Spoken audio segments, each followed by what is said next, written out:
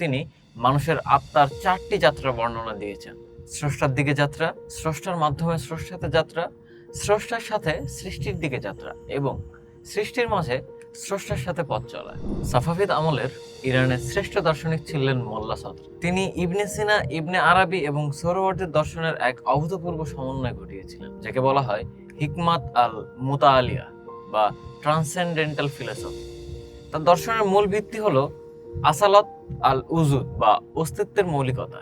তার আগে দার্শনিকরা ভাবতেন সত্তা বা এসেন্স বড়, কিন্তু সদরা বললেন না, অস্তিত্ব এবং এক্সিস্টেন্সই হলো সবকিছুর মূল।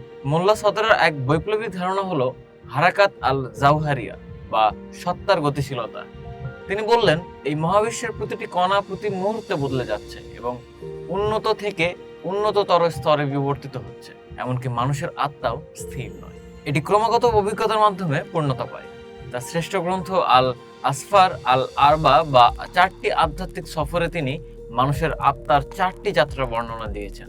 স্রষ্টার দিকে যাত্রা, স্রষ্টার মাধ্যমে স্রষ্টাতে যাত্রা, স্রষ্টার সাথে সৃষ্টির দিকে যাত্রা এবং সৃষ্টির মাঝে স্রষ্টার সাথে পথ চলা। সদরা মনে করতেন বুদ্ধি, অন্তর্দৃষ্টি এবং ওহী এই 3টি কোনো আলাদা পথ নয়, বরং একই সত্যের 3টি ভিন্ন দিক। তিনি রক্ষণশীলদের সমালোচনার শিকার হয়ে দীর্ঘ সময় পাহাড়ে নির্বাসিত জীবন কাটিয়েছিলেন, যেখানে তিনি গভীর ধ্যানে মগ্ন থাকতেন। মোল্লা সদরা আমাদের শিখে গেছেন যে জ্ঞান মানে স্থিরতা নয়, জ্ঞান হলো নিরন্তর বিবর্তন ও স্রষ্টার অসীমত্বের মধ্যে বিলীন হওয়া।